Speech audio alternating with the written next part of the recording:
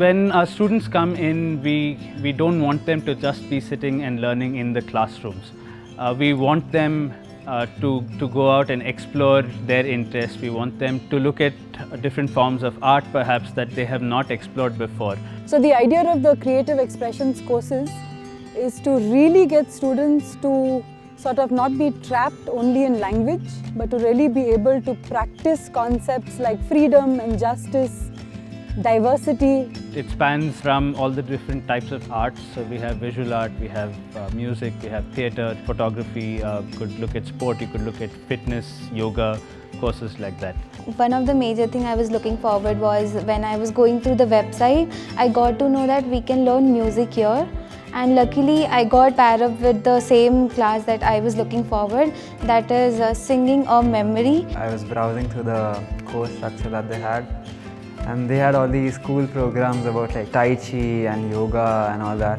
And I was like, the college is doing something to inculcate a new skill for the student, and that was one of the main reasons why I came to this college.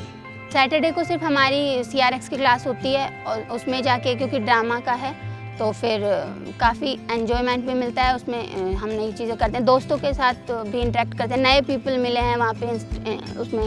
One of the things that in a way makes this program really different is the kind of students that come here. There are students from all parts of the country. There are students from various kinds of backgrounds.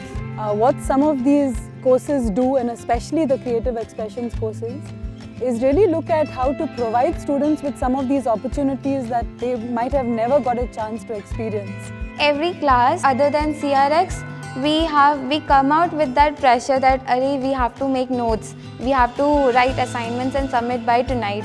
But this class, even if it is graded, we don't have that pressure in our brain. So some of these spaces actually allow for students to really get to know themselves, their capabilities, to sort of expand who they are.